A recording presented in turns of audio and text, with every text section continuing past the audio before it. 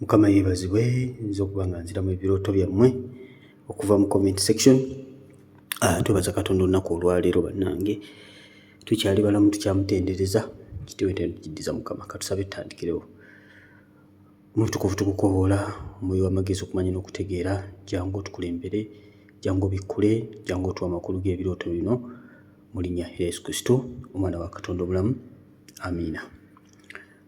Tandise ne Angel Jovians, Angelica Jovians. Gamba Brother Stephen, praise God.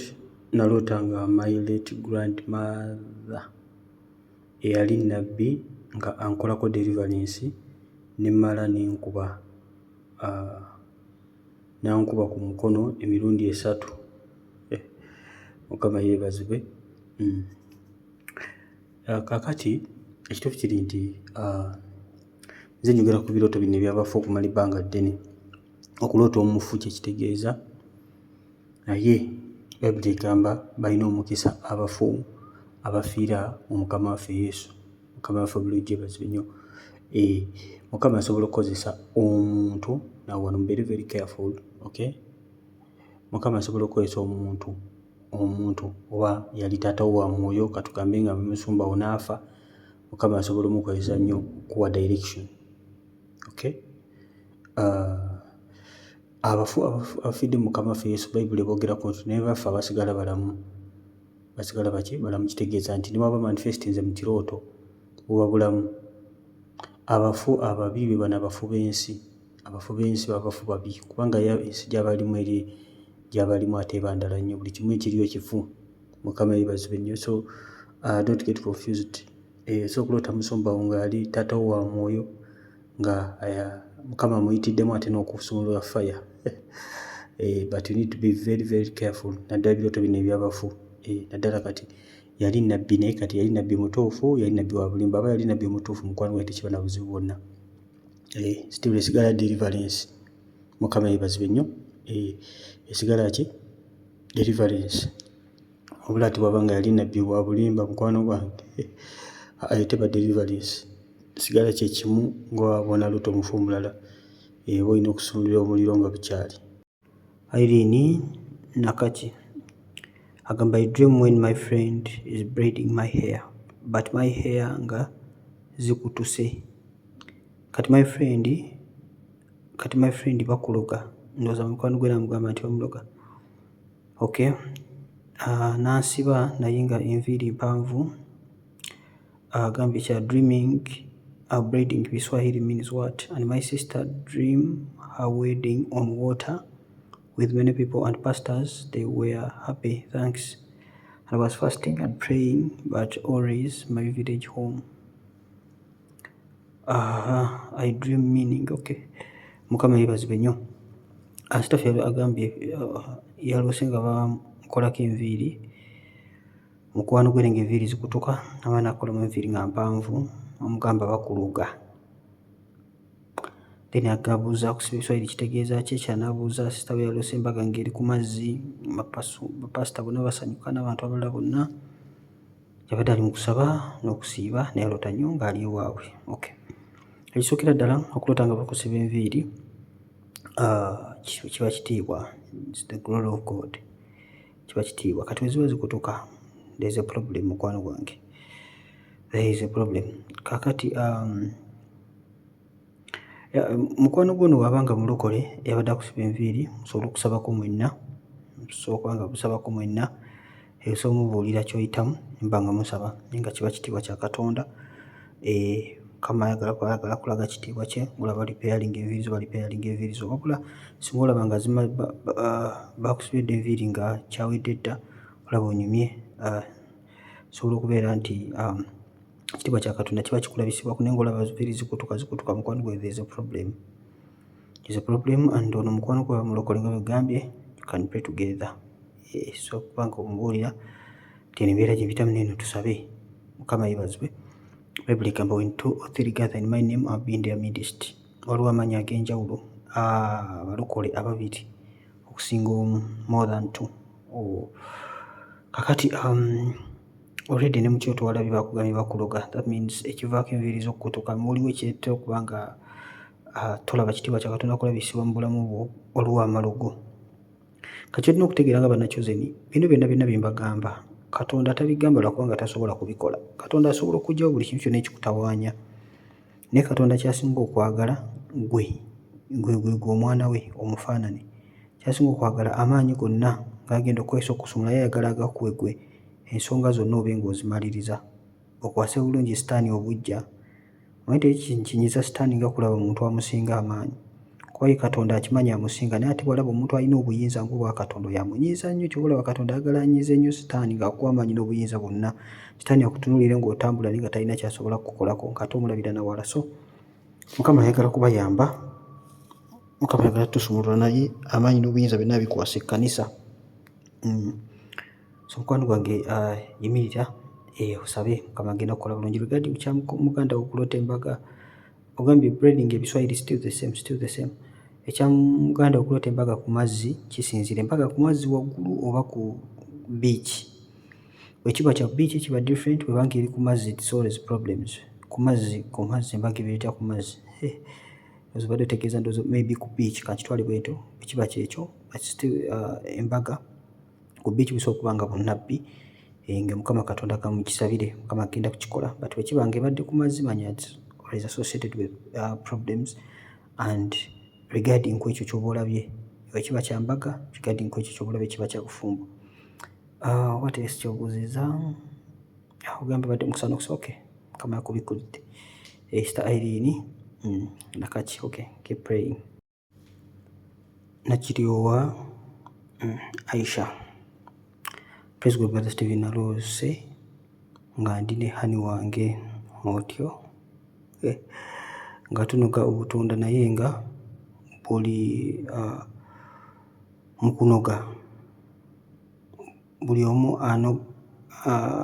omu kanoga kalya. Okay, naye ku muti kwabaddeko obutunda, kwabaddeko ekinyonyi kyabadde mu kkala ya white naye nga kiringa ekyogera naye nga sibitegeera.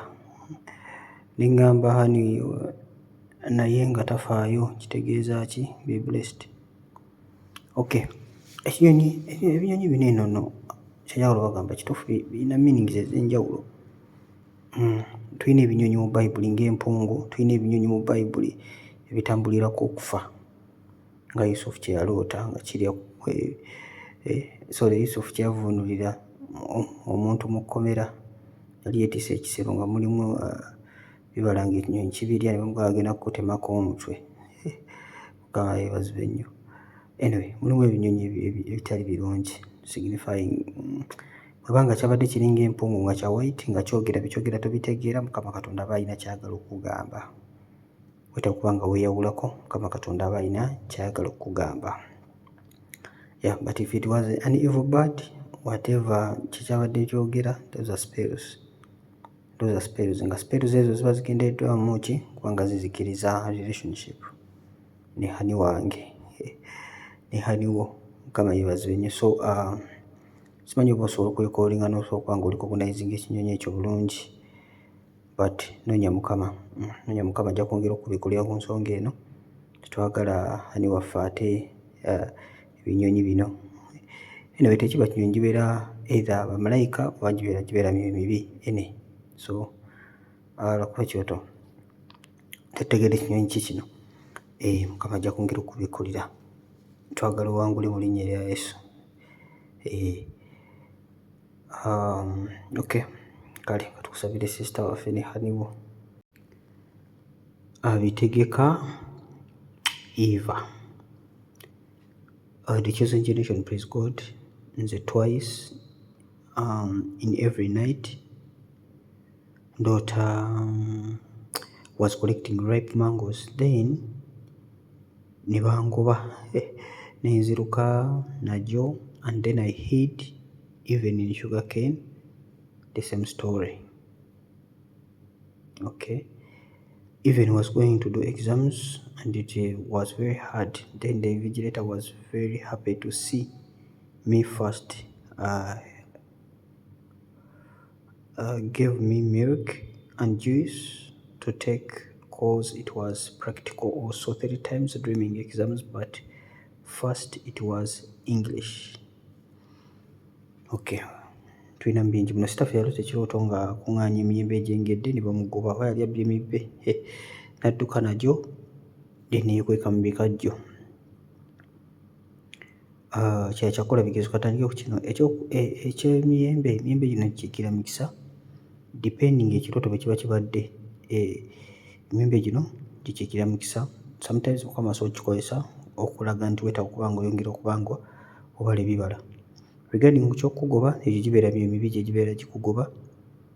Okwekweka mu bikajjo, Mukama bakugamba tambulira mu kusaba n'okusiiba every time. Beera ng'osiiba si paka omwaka we guggwako, but wekuumirenga mu kusaba n'okusiiba bw'otyo bw'ogenda okuba ng'osobola okuba ng'okeepinga ebyo by'olina kudduka ne weekweka mu bikajjo. Mukama yeebazibwe nnyo. Otherwise ebikugoba bikugoba naye weetaaga okuinvokinga amaanyi ag'ekika ekya waggulu. Bayibuli nga bw'egamba nti ekyengerere tekisobola kuvaawo. Yongeze mu kusaba n'okusiiba Mateyo 17:21. So weekwekenga mu bikajjo muganda wange, otherwise emiyembe bajja gitwala. Then ogambye kulota ng'okola ebigezo naye nga pepa nzibu. Then invigilator bana bakuuma ebigezo nga mukola muleme kukoppa, n'abeera musanyufu kubanga ndowooza gwe wasoose. N'akuwa amata ne juice. Had the practical 3 times during exams. First it was English paper. So during exams, most of the times Mukama test is coming along the way. So kulotanga pepa ebadde enzibu. Maybe the testing is tegenda kuba nnyangu. Mulimu test ezijja nga bwangu ng'ogenda kuyita buyisi. Sita wange yapadde ekirooto nga bamuwadde obugezo bwa P2 nga bonna abutuuse. Mugamba okay. Erinde ekinaddako ekya university. Mukama yeebazibwe. So kakati bw'eba pepa ng'ebadde nzibu manya all test ezigenda okujja mu bulamu bwo naye nga tezigenda kuba byangu. So kitegeeza olina okwenyweza mu nsi ey'omwoyo nga bwe kyali. Regarding doing English paper, most of the times kiba kitambulako engeri gy'ocommunicatingamu ng'omwana wa Katonda. Nakola video ekwatagana ku kukola ebigezo, so gisearchinga ku YouTube. Okukola ebigezo oba doing exams. Kitegeeza ki by Brother Steven. Nze zimu ku video ze nasookerako ddala okukola. Obange kuza okuddayo bw'asu video ze nasookeramu ddala okukola teesooka video yakuna ze nasookerako. So English is more of the language. Oba olina okumindinga engeri gy'oyogeramu n'engeri gy'opresentingamu. Yinza oba tejawulo ekifaananyi kya Katonda Mukama nga bw'ayagala weetaaga okuba ng'oyongera okulamu improvements. Okusinziira ku marks z'oba ofunye oba ekigezo oba bw'okirabye ky'oba okola. Agaba Masi. Praise God, Brother Steven. Okulota ng'ogwa mu nnyanja kitegeeza ki? Cause I dreamt that I was at my cousin's place in the village greeting them, and I was going back home. Nensala shortcut, not in the main road. Brother, nasanze ennyanja nga I can't go back, even nga ekyaliwo kubuuka, era nabuuse nengwamu nenzuukuka immediately. And we nabadde mbuuka nalabye mu maaso gange nga mulimu guy running to help me. Okay. Akamite wakataddewo nze nkataddewo. Mukama yeebazibwe nnyo. Anyway, okulota ng'ogwa mu nnyanja mukwano ekikiikirira ebizibu byereere. But ebizibu bino ekigenda okubireeta wandiba nga waliwo Mukama Katonda w'ayagala oyite nga toyagala kuyitawo. Wandiba nga Mukama Katonda alina kyagamba okukola nga owulira toyagala kukola kukikola. Kiki ky'okoze? Kwe kwewuyiza engeri yo ey'okulaba nga otuuka ku ekyo ky'oyagala okutuukako naye nga toyise mu makubo ga Katonda. Not because nti oba you're sinning, no.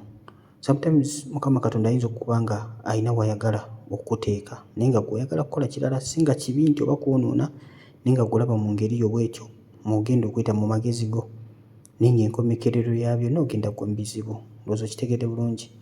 Yeno kolansi gye walese ng'olina okukwata shortcut yo gye wasanze ennyanja. Kati ennyanja gye wasanze bye bizibu ate nga tewali gy'ogenda kubivaamu okuggyako okugwamu. ogwa mu nnyanja oba olina kufa singa kisa kya Katonda. Ono omusajja walabye ajja okukuyamba oba ogenda kufiira mu bufiizi oba ogenda kuzikirira. Ebyo byonna biba bigenda kuzikirira. So oba ng'olina ekintu ky'oli mu kukola Sister Agaba, buuza Mukama akuluŋŋamye, buuza Mukama akuluŋŋamye. Naddala ng'abamu mubeera ku mulimu n'obuuza Mukama guno omulimu nguveeko ngende ku mulala n'olota ng'okuba shortcut oba olina by'opanzepanze awo olina by'ogendamu okuteekamu ssente z'opanzepanze ebintu n'olota ebintu nga bino ng'okwata shortcut. Mukwano gwange sooka oleke byonna by'okola osooka oddeyo obuuze Mukama, otherwise ogenda kusanga obuzibu bw'amaanyi. Mukama yeebazibwe nnyo. So sister waffe ddayo obuuze Mukama, teweekulembera. Eno shortcut gy'olaba ekusanyusa ku maaso ne calculation yo olaba nga nnungi nnyo naye enkomekerero yaabyo problems. Brother Stephen, praise God, help me. I usually dream while I am in the village serving food to the people, but to make matters worse, we migrated from it. I'm dreaming in class, but the teacher teaching first was Pastor Victoria Chinto, second was Pastor Daniel Mugerwa, third was Pastor Miriam Walugaba, and in the class someone gave me a big book and others had some books. Okay, what does it mean? God bless you.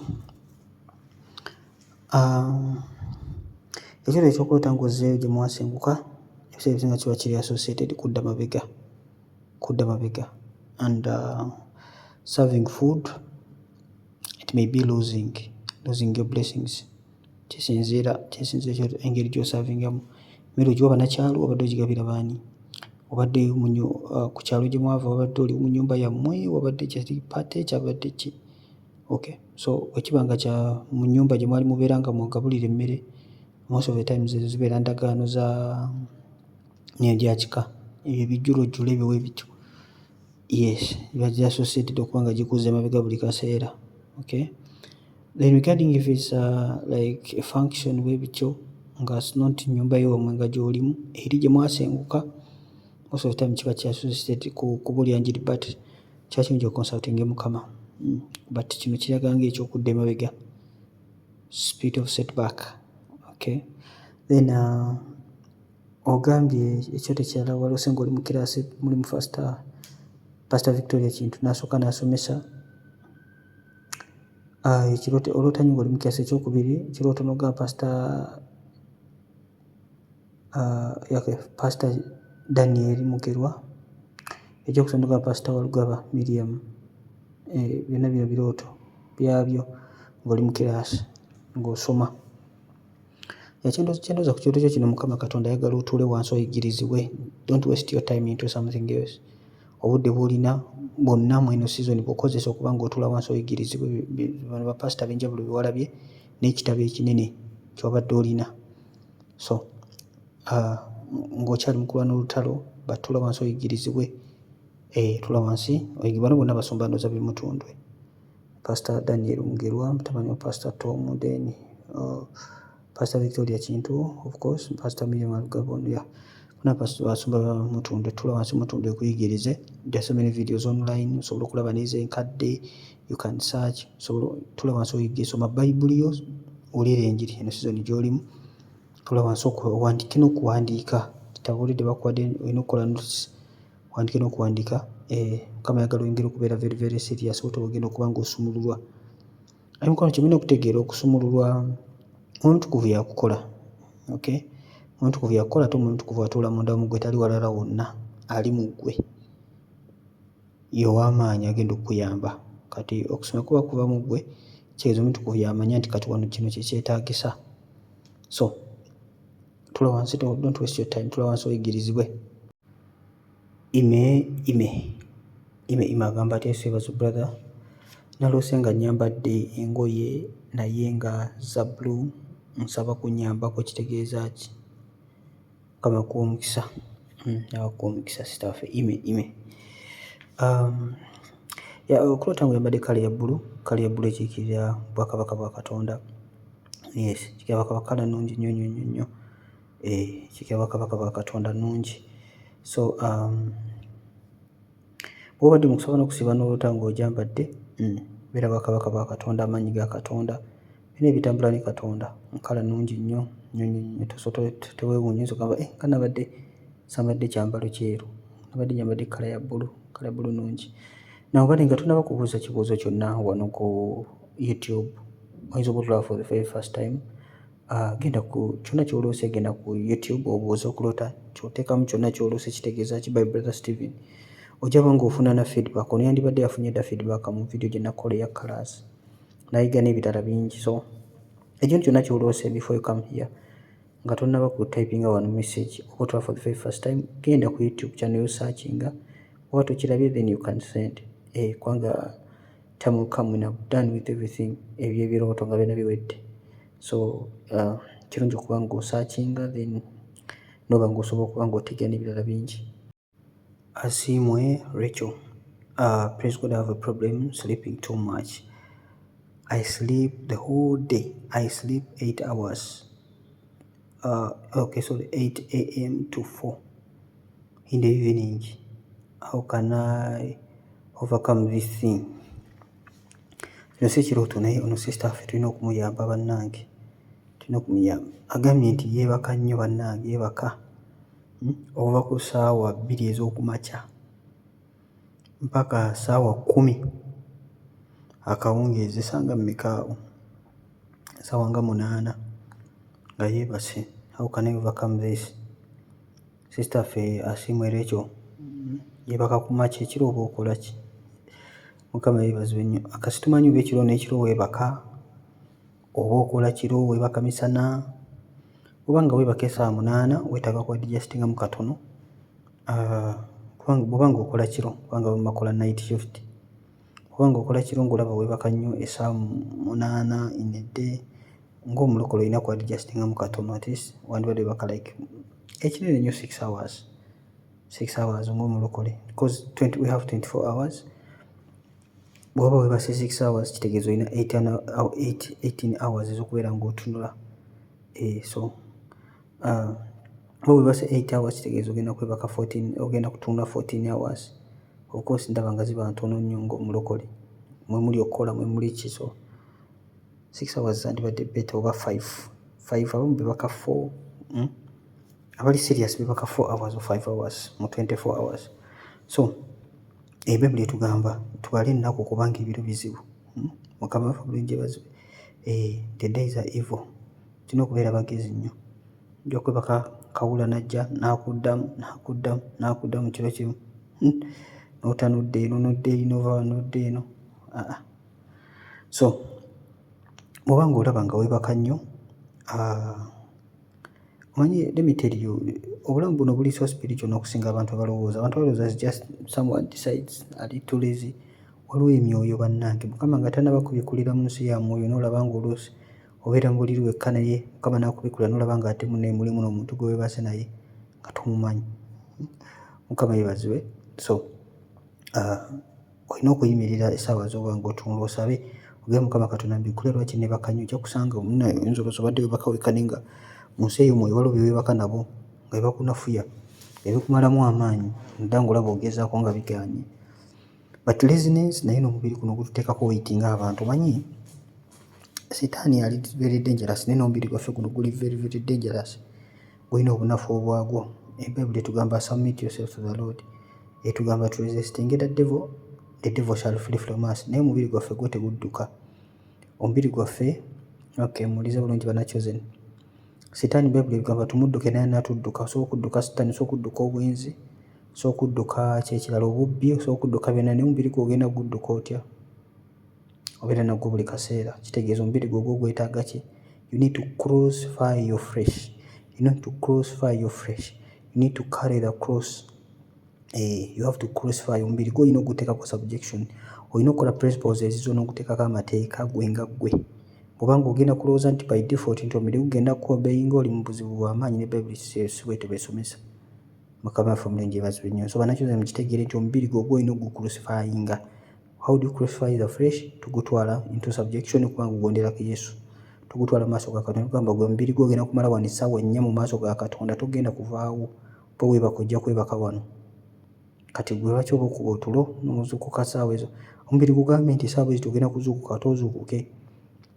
Obukodyo bwe tukola bw'oba ng'oli mwebafu nnyo, alamu ogiteeka wala, ogiteeka eri ku luggi, essimu gy'ekaabira. Kati mpulira bw'ogenda okugiggyeko ate oddeyo weebikke kugira nga naawe oliko ekyama. Omubiri oguteekako weight naye guteekeko akazito, tokkiriza kuwanika. Buno obukodyo bwe mbagamba banne bukola. Oba ng'oli muntu eyeebaka ennyo aggyako alamu giteeke wala, giteeke wala. So ate oluzuukuka n'ova mu buliri toddamu tabula genda onaaba amaaso immediately olyoke oggyeko alamu yo bulungi, otulo tube nga tugenze bulungi. N'abamu omubiri gubateekako akazito nammwe ne mwobeyinga omubiri nga ne sitaani tannaba kuyingiramu ng'omubiri gwakuwangudde dda. So bamikwano tulina olutalo, Bayibuli egamba obubiri n'omwoyo byolekanya olutalo. Bamikwano waliwo olutalo lugenda maaso, olulaba oba tolulaba, omubiri gwennyini nga ne sitaani tannaba kubiyingira mu mubiri gwennyini, olutalo lw'amaanyi okuwangula. Omubiri gwogera, omubiri guteekako akazito. So tulina okuguwangula nagwo. Naye Yesu yatuwa amaanyi oguwangula, kitegeeza tulina okumunoonya. Nga tonnaba kumunoonya olina okuzuukuka. Tewaliwo olutalo lw'amaanyi okukola decision okwetika omusaalaba gwo. Nansubuga Catherine naloose namba 3 ne ŋŋamba nti tugende twebaze Mukama, tusiibe ffenna. Ne njogera nti buli muntu ayina okusiiba, n'omwana n'omukazi n'omusajja. Mukama yeebazibwe, tugende twebaze Mukama nga tusiiba ffenna. Olose namba 3. Nababudde namba 3 kitegeeza nakoze vidiyo wano nagifulumiriza ekwatagana ku nnaku. Ennaku 4 Mukama z'agamba okusiiba zitegeeza ki? Vidiyo nagikoze. Ennaku 7 zitegeeza ki?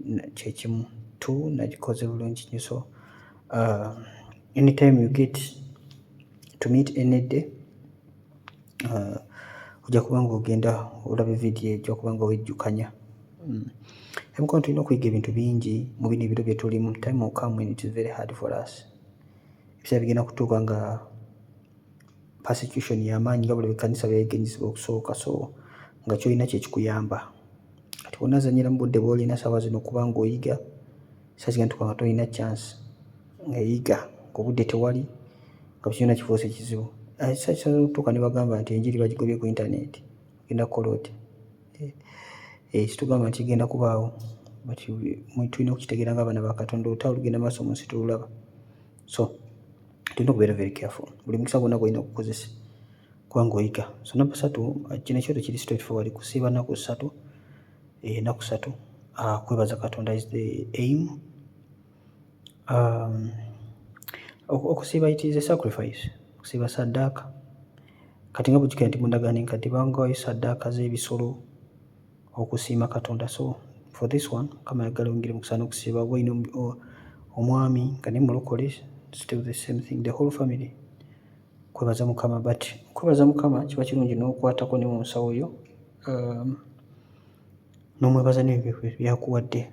Bayibuli egamba honor the Lord your God with everything you have, na buli kyonna ky'olina. Kyekyo mukwano gwange kuno okusiiba kwennyini 3 days probably dry. Praise God brother, thanks for the work you have done. Webali kusiima. Please brother, how to fast dry, please answer my question. My blessings bambi. Okay, staff abuuza nti abasiiba batya? Manyi okusiiba kuno oluusi tutegeera tugenda siiba ennaku 4, tugenda siiba ennaku 3. Basiiba batya? Ono tamanyi bwe basiiba. In fact abuuza na dry, how to fast dry. Basiiba batya? Bw'oba ng'oli mupya, eno bagiyita Chosen Generation. Subscribing okone kade, bw'onakikola ekyo ojja kuba ng'ofuna notification ng'oteeka video almost buli lunaku for now. Buli lunaku almost teeka video. So koona kade osirike olinde bulinzi, bw'onabeera online bajja kuwa notification. Abeebuuza nti ababeera namba first wano nga tebakateekawo video bakikola batya? Tebakikola. Bakoona kade ne baselectinga all. Okoona kade n'olaba option ya all, kitegeeza nti buli wetuteekayo video ojja kuba nfuna notification. Mukama yeebazibwe nnyo. Ababuuza banne namba yange ebeera most of the times ebeera ku comment esooka ogenda mu comment section gyabisanga mu comment esooka. Enamba osoweerezako message oba yabatugatte mu WhatsApp group.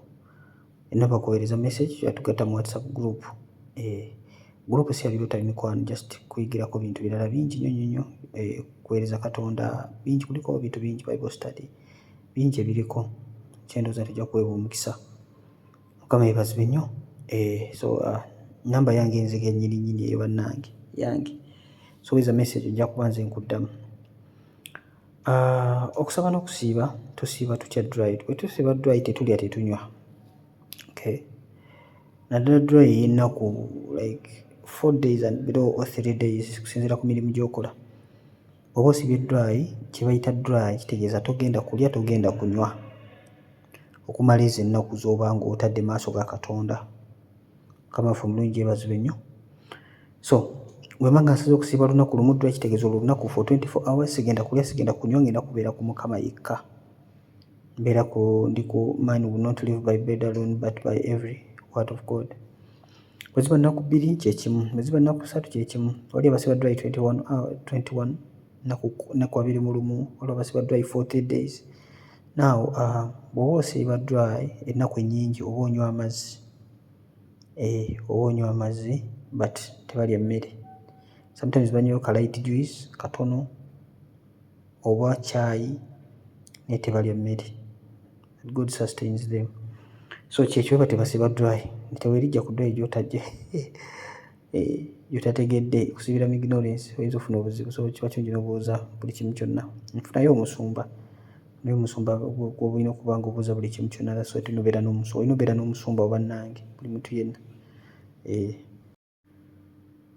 Nandawula Nora.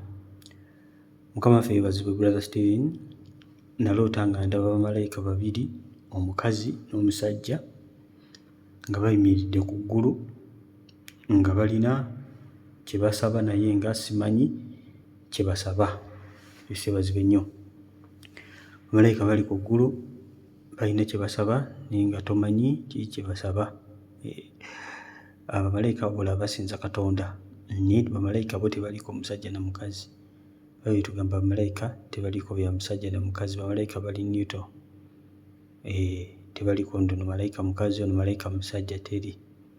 Eri mu nsi eyo mweteri ebyo. Bayibuli tugamba ate naffe tunaagenda mu ggulu teri byakuwasa.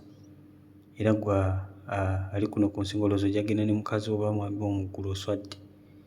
Gwe teriyo bya mukazi na musajja. Bayibuli tugamba ffenna tugenda beera nga bamalayika. Ffenna nga tufaanagana, teriko byagamba nti ono mukyalo mwami. So ebyokuwasa bikoma kuno ku nsi era tebikulemesanga okuyingira eggulu. Tebikulemesanga okuyingira eggulu mukwano gwange. Kati tugende ekyokulota bamalayika nga olaba basaba naye nga kye basaba tokitegeera. Mukama Katonda akyendooza nti abayagala omunoonye. Mukama Katonda abayagala omunoonye. Alina kyajja okugamba. Noonya Katonda, weeyawuleko onoonye Mukama. Amakulu g'ekyota mikwano bubeera bubaka.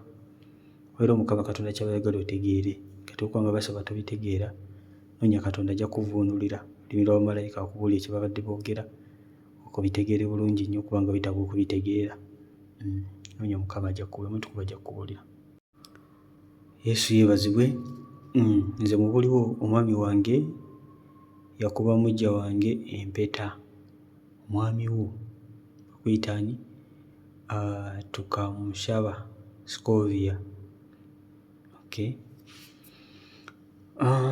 Nze mukyala mukulu naye nabuuza Mukama ampe omwami mu kirooto, essimu neevuga, akayimba ka Mr. Handsome okugikwata nga taata w'abaana yakuba. Mukama yeebazibwe nnyo. Kakati ekituufu kiri nti biri bw'obanga gwe mukyala mukulu buli bwali buyaayi Mukama tabibala. Mukama yeebazibwe nnyo. Kakati abantu balowooza nti omuntu bw'akola empeta nti mu maaso ga Katonda nti kiba kinywezeddwa, kiba kiwedde. Mukama Katonda ebintu by'obuyaayi tabyagalira ddala eby'obukoosa, nti olekawo omukyala wo ogende mbu olw'okuba okubya empeta nti ebyo Katonda aba abibala. Mukwano gwange, Katonda si muyaayi, Katonda si munamuntu kulimba. wadde ng'omukyala gwe wasookerako tonnamukuba mpeta naye Mukama Katonda gw'abaabala. Bayibuli egamba tokuusakuusanga omukyala omuvubuka ku bubiri bwo okuba kuyita kuusakuusa. Kati ono gw'oleese wano omulekera ani? Ogenda obuukira abalala. Ono gw'oleese wano ogenda omulekera ani? So kinyala kugamba sisita waffe, Mukama Katonda ayinza obagamba nti oli ye mwami wo. Ojja kuddamu enkwalalinga olabe nga Mukama Katonda akulaga, ayinza obakulaga nti oli ye mwami wo eyasooka era ogwo olina okukwalalinga mu maaso ga Katonda. Okay? Ekyokubanga baakola empeta bwe byali bya mbuyaayi. Eggulu yinza okuba tebimanyi nako yadde era bibabalanga abenza bwe boolaba. Okay? Just because empeta manyi kati kino kiwawaza abantu bannange ate baakola n'empeta. Abantu bakola all sorts of things naye ebintu by'obuyaayi Katonda tabibala. Endagaano Mukama z'abalaze endagaano eziri valid. Tosobola kugenda ng'omala kubaga buli muntu yenna empeta. So ddayo obuuze Mukama Katonda, ajja kwongera okubikkulira. Ayinza okuba nga ayagala coordinating nga taata w'abaana bo. So doesn't matter abantu kye balowooza, kisingadde obukulu Katonda kyalowooza kisingadde obukulu. So essaala eba etya kati wano? Essaala gy'oba olina okusaba yakubaawukanya bali. Bw'abanga Mukama Katonda yamukuwa nga mwami gwe mukyala mukulu, oli abeera mwami wo, olina okugamba Mukama Katonda, ebyange birina okunzirira. Mbaawukanya mu linnya Yesu Kristo omwana wa Katonda, kubanga biri bya buyaayi, biri bya bubbi, eggulu tebibimanyi. Okusaba tusabira mu kwagala kwa Katonda b'emikwano, tulina okutegeera. Ebirowoozo byo oba idea z'abantu si bye tusabiramu, tusabira mu kwagala kwa Katonda. Ekigambo kya Katonda kye tusabiramu, Bayibuli egamba okukkiriza okuba mu kulya n'okulya ekigambo kya Katonda. Katonda kyawulidde kye tusabiramu. Katonda kyatugamba kye tuwulira kye tusabiramu. Si opinion.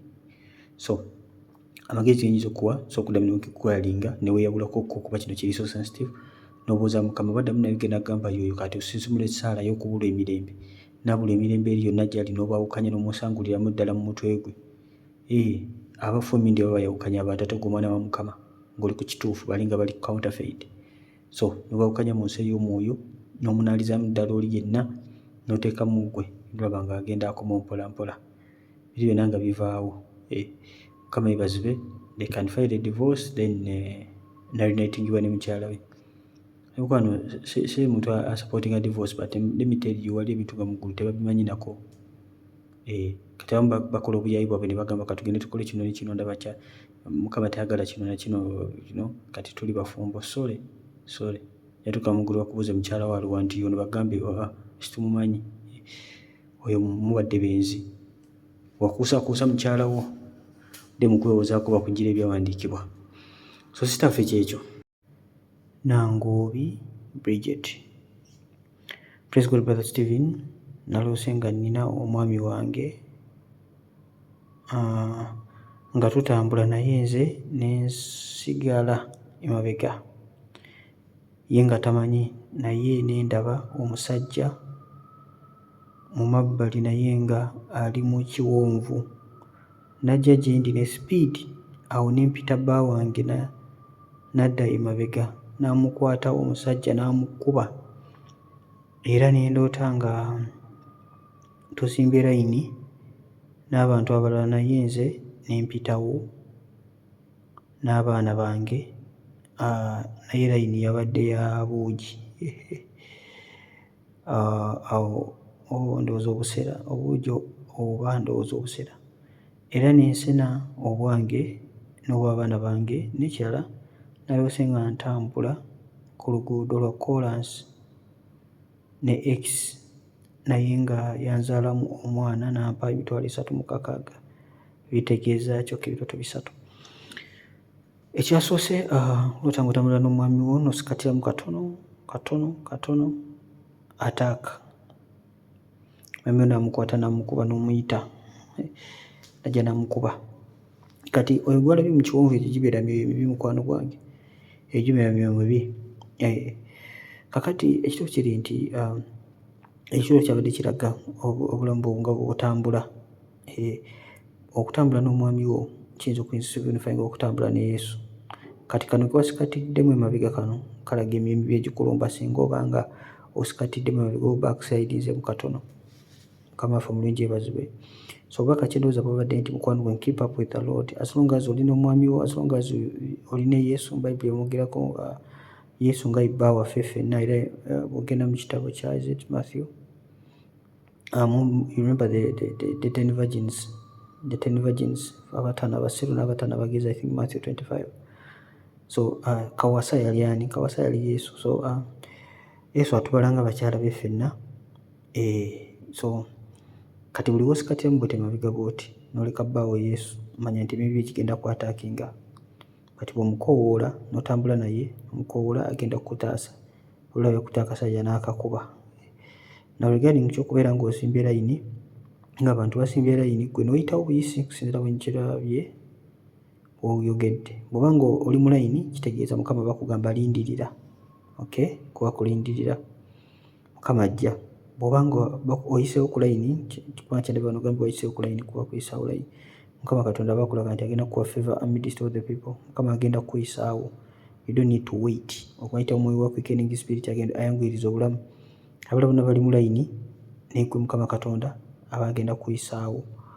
So ekirooto ekirala ogambye Lota X wo nga mutambula ku luguudo lwa Kolansi ennaku 36 omulinamu omwana.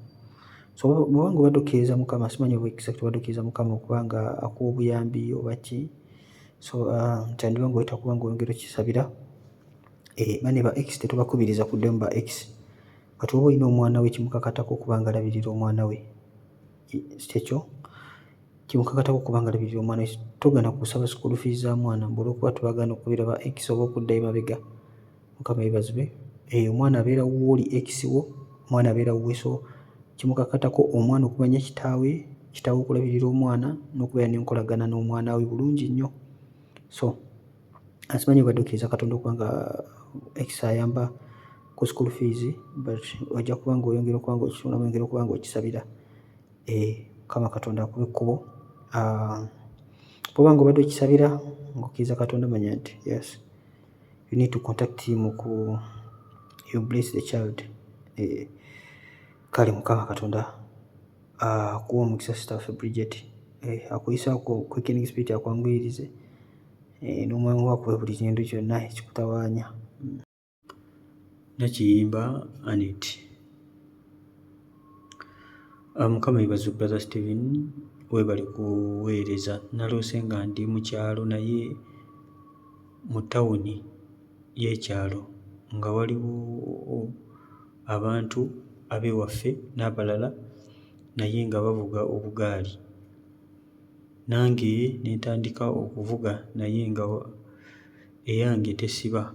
Kati abantu ne baŋŋamba ogenda kugwa ate nga waliwo akaserengeto ne nnamwandu wa taata wange omuto naye ng'avuga mu luguudo wakati.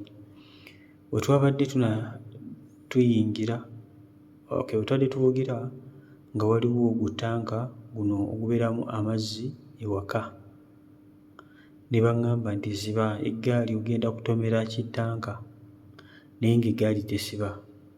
Ne ngirinnya ku mupiira ne yimirira. Okay? Nga sitomedde kitegeeza ki Brother Stephen, God bless you. Now blessing sister waffe Nakimba. Kakati ebirooto ebisinga ebyokuvuga obugaali emikwano bitambulako mwoyo wa kubonaabona wa bwavu ng'akagaali w'okalaba. Ndowooza ku ntambula zonna eziri ku luguudo ke kasingako okuba nga ng'oggyeko wheelbarrow ya ku side, akagaali ke kasingako okutambula empola.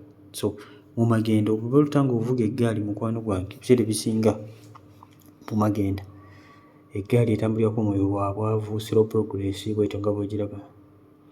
Now regarding ku kirooto kya sister waffe, kino kitaga mukwano gwange weetaaga control ku magenda go tegali mu control.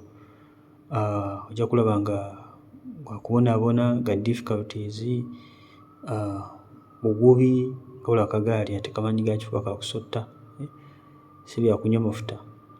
So olaba ate ne nnamwandu wa simanya waani naye ali mu luguudo avuga, muvugira eri wammwe wadde muvugira mu tawuni. So byonna byonna ewamu mukwano gwange kumanya nti weetaaga okuba nga Mukama Katonda controllinga magenda go, tegali mu control. Akagaali tekasiba wakalinnyina bulinnyi mupiira ng'onaatera okutomera kitanka, onaatera okutomera sawa yonna. So naye mu maaso ga Katonda obe ng'osabira amagenda go mukwano gwange, Tusobola kuba ng'oli mu luguudo ovuga ne nnamwandu bw'oba akafaananyi nnamwandu kagaali.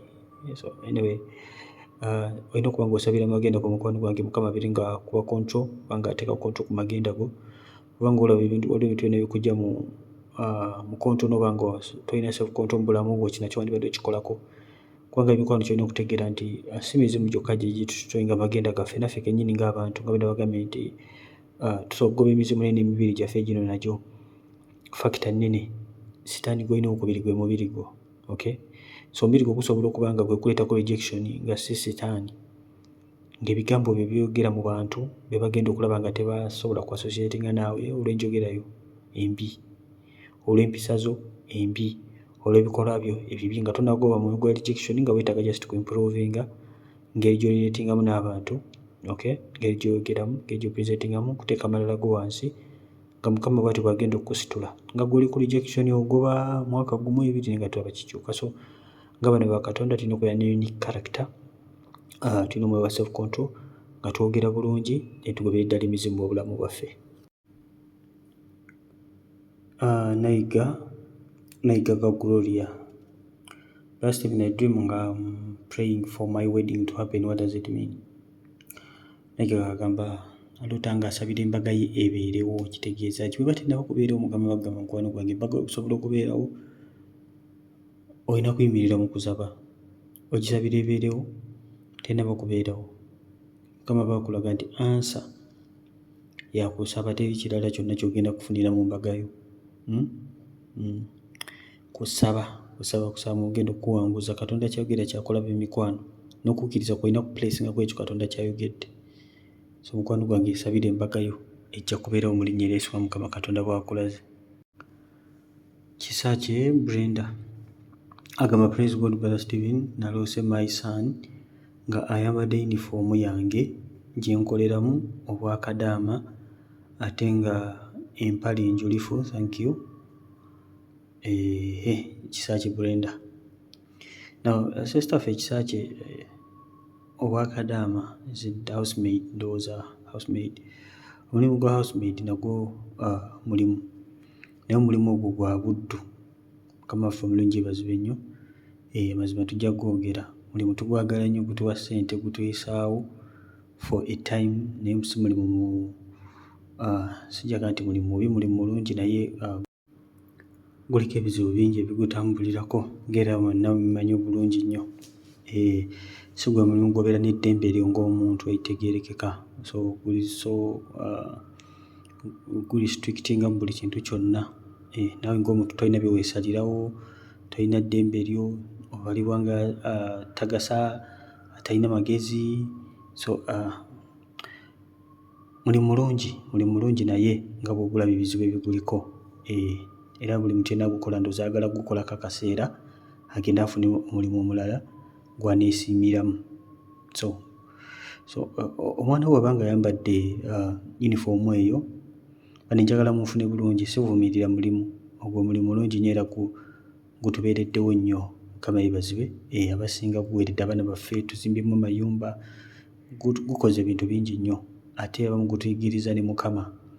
Wali mu Uganda nga tomanyi Mukama, wamala kutuukayo n'olyoka omutegeera kati. Gukuyigiriza okuwola Katonda olw'omufirisuuti ng'akugoba. So mulimu mulungi nnyo naye mulungi okumala akaseera, naye si mulimu mulungi gw'ogenda okukola n'okuwangaliramu n'okaddiiramu. Si gwe mulimu omulungi ennyo ekiri awo. Naye kino kiraga nti mukwano gwange omwana wo yandiba nga aliko obusibe bw'obuddu. Obusibe bw'obuddu. Olaba oyambadde yunifoomu y'omu naye ogwo omulimu ogw'obuddu. Mukama waffe yeebazibwe nnyo. So weetaaga okuba ng'omusabira mukwano gwange ekyo ekyambalo ekyo okimwambule. Gwe ogwo omulimu gw'okoze abaana bo tebagukola. Abaana bo bafune ku mirimu egya wagguluko. Mukama yeebazibwe nnyo. Kibi nnyo okuba nga omulokole ate okoze ku mirimu egya wansi ate n'abaana bo ne bajja azifu gwe tebakola. Nabeera nga bakola egyo emirimu bwe gityo egy'obuddu. Mukama yeebazibwe. Kirungi gwe okikube okibotole. Kivula tubagamba emikwano ky'olina okukola, olina okusaba buli muzimu gw'olina oddiiringa nagwo oddiiringe nagwo. Nga bw'okolerera abaana obakolerera ne mu nsi ey'omwoyo. Essala is an investment. Essala investment y'amaanyi nnyo mu baana.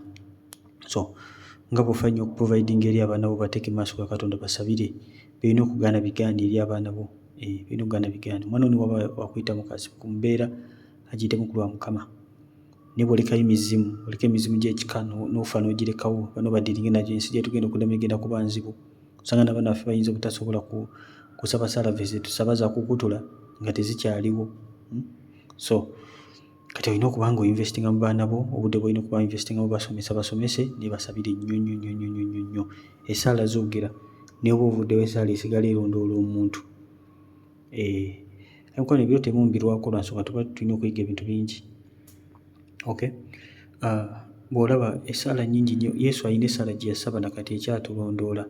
Yagamba nsabidde bano, yali asabira abayigirizwa be, n'agamba n'abaliddawo n'abali bakkiririzaamu, ffenna Yesu yatusabira.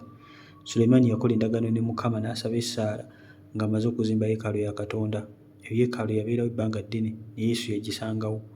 N'agamba buli muntu yenna alingira mu yeekaalu eyo essaala ze ziwulirwe, nga ne bwe liba batwaliddwa ku buddu ne batunula butunuuzi yeekaalu eyo gy'eri. Gy'oba olaba ani ono Daniel bamutwala ku buddu, yaggula eddirisa n'atunulayo ng'alaba embeera etabuse, kuinvokinga ndagaano Mukama gye yakola ne Sulemaani. So essaala zibeerawo, Katonda bwaddamu essaala, zimu aziteekako endagaano ze, ateekako ekigambo kye, ekigambo kya Katonda kibeerawo olubeerera n'olubeerera. So essaala zoogera nnyo ne oba toliiwo. Mukama yeebazibwe. So omwana omuteeke maaso ga Katonda, mukuteeka egyo emyejja gimulondoola ekyo. Akunda Rachel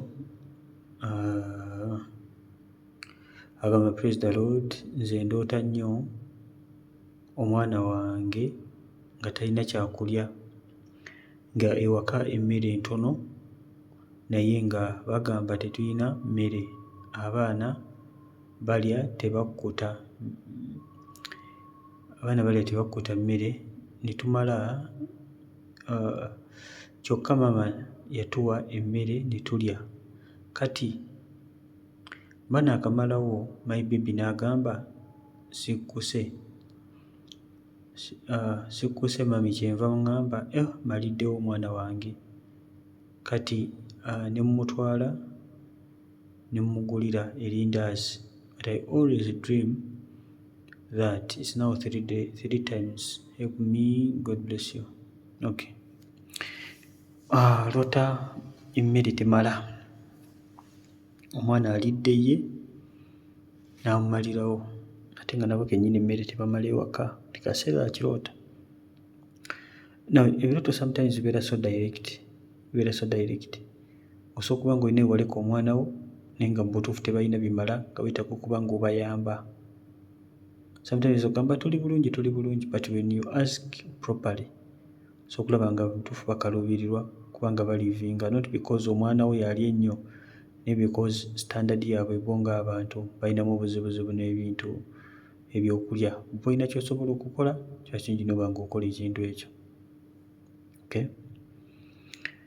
Kiba kirungi n'oba ng'obayambako. Osobola okuba nga bafuna ebimala, osobola kusopingiranga, olina ewaleka omwana ddala bali ku kyeyo, tekyoto nga kino, buuza nnyo. Wandiba ng'olya n'omalirawo omwana wo ng'olowooza buli kimu kigenda bulungi. Then osobola okweta ekyoto nga kino nga ekituufu kiri nti nga tosoma kigambo kya Katonda. Nga tosoma kigambo kya Katonda ng'obeera mu bunafu, obeera mu bibyo, omwana wo kati ng'enjala emuluma. Kati ekyoto nga kino otamu omwana wo eva enjala emuluma, talina kyakulya.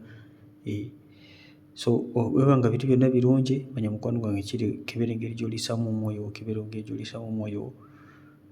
So kebera ebintu byombi mukwano gwange. Kyampayirwe Judith agamba praise God, Musumba Stephen, nze naloose nga ndi lubuto lw'abalongo ne mpita we nnali nkolera before I came to Saudi, then akaveera ne katandika okungoba seriously while jumping over keeps following me. After it turned into a young dog, I started running, singing the song mbu erinnya lya Yesu lirina amaanyi. Neva mu kirooto nga nnyimba in a silent way. Kyoto mukiwulidde bulungi nnyo kya sister waffe. Akaveera ne kamugoba. Abula Mukama Katonda. Sister Judith. Kakati kyolina okutegeera mukwano gwange waliwo emyejo ku pasuwinga. Okay? Kano akabwa kato koolaba most of the times kakyakirira omwoyo gw'obwenzi in its early stage. Omwoyo gw'obwenzi in its early stage. Now, omwoyo guno gw'obwenzi in its early stage gukola gutya? Omwoyo gw'obwenzi in early stage kutambulirako seduction, omwoyo gwa Dayra, spirit of Dayra guno. Nabasomesa ne bayigiriza nti watunda video nakikola erimu echo, nagenda olaba ng'erimu echo, so mujja gigumiikiriza. Omwoyo gwa Jezebel by Brother Stephen gendo erimu ebikweyiga bingi. Ebikweyiga bingi. Omwoyo guno engeri gigoperatingiramu but nja kuyitamu briefly. Omwoyo guno gwa Jezebel gutambulako emyoyo ng'esatu. Okay? Gwonga gwo. So kutambulako omwoyo gw'okwaka, omwoyo gwa seduction, then omwoyo gw'obwenzi. Okay? Ndigitako n'emirala nga pornography gigwa mu category, pornography, kwematiza, byonna bigwa mu categories ezimu. Nti in its early stage gutandika na seduction nga bulaba musamba gwa omwoyo gwali ku Dayra ogwa seducinga Samsoni kumuweweeta. So during that stage omuntu abeera mu lusimbi group abalaba bishows ebitagasa ebyo akazimbulukusa katono gye kafuukira empologoma. Kekana akabwa kato. Sometimes oyinza okubeera n'omuntu nga mbutuufu akutwala agenda kukusuula nga kekana akabwa kato Mukama kakulaga ng'ayogera eby'obukabakaba nga mutuufu agenda kukusuula. So mukwano gwange beera very careful. Beera very careful. Sometimes akabwa kakiikirira eddogo. Kakiikirira eddogo obanga so obuuza Mukama ekisa ajja kubangira okubikolera, but most of the times kitambulirako omwoyo gw'obwenzi, omwoyo gw'okwaka. So ogenda kukola otya? Solution yabadde yakuyimba erinnya lya Yesu lirina amanyi, kitegeeza ogenda kwekumira mu Katonda 24/7 bw'otyo bw'ogenda okuba ng'osooka identifying omwoyo guno, otherwise tewali buddukiro bulala bwonna.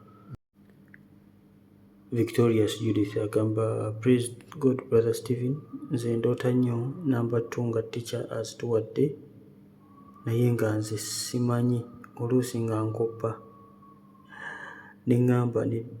n'angamba nedda, olulala ne nzikoppa mu kitabo ky'omulala nga zimpandiikidde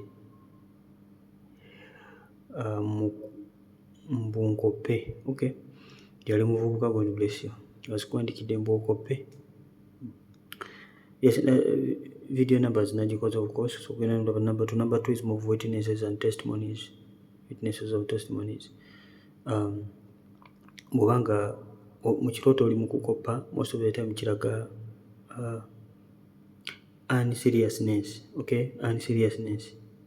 Kubanga tolina kubanga okopa bukopi. Kati obanga gwe tomanyi kyakukola oli mu kukopa bukopi, kiraga omwoyo gw'okubeera nga toli serious mukwano gwange. So ekituufu kiri nti number 2 nga bino bagambye nti representing witnesses, testimonies, more of testifying. So ogenda kuwa obujulizi naye ate toli serious. Tegeeza ogenda kuwangula otya nga toli serious. Owetaaga okuba nga owangula, wetaaga kuba nga obujulizi naye olina okusooka owangule. Tegeeza olina okubeera very serious. So mukwano gwange beera serious.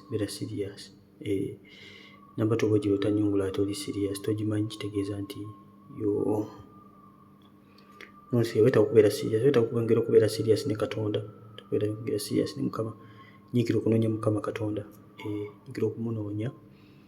Bw'obanga oli muntu omunafu atasoma Bayibuli, atasiiba, wetaaga okuba nga okolamu omulimu gw'amaanyi mukwano gwange. Bw'otyo bw'ogenda okuba nga owa obujulizi. Nyiikira. Otanya number 2. Sometimes osobola ota number 2 ng'erepresentinga kusiiba. Ne mu efaanana bw'eti, wetaaga kubeera serious. Esther Namukasa. Praise God Brother Stephen. Me, I dreamed when I was in a certain place. We were very many and a place was like a church. Then I started collecting white clothes. There were many.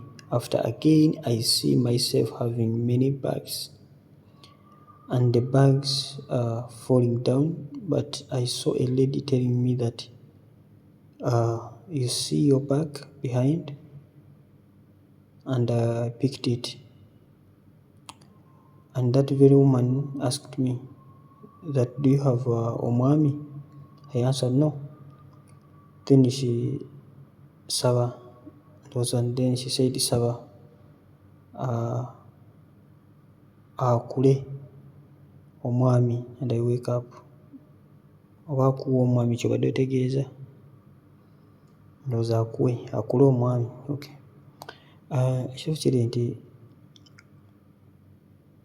engeri gy'otalina mwami ndowooza mubuliwo era tomuyinako, mu kirooto walabye nga toyina.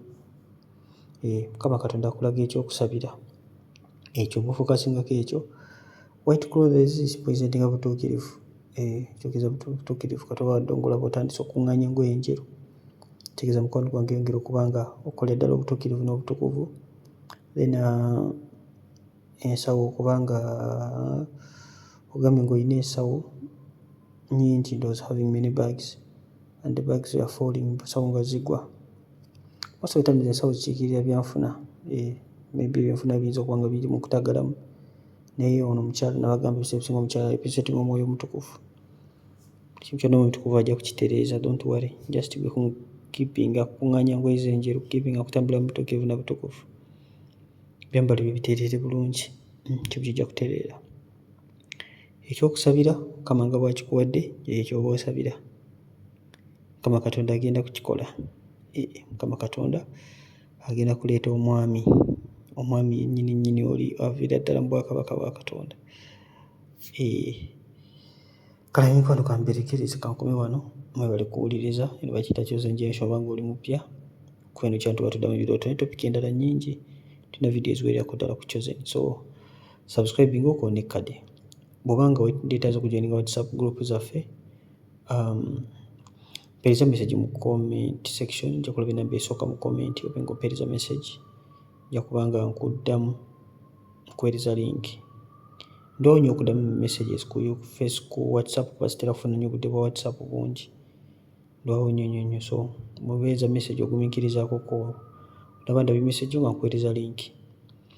Kale mikwano, Mukama mpeera omukisa, mbeere bulungi, mweraba.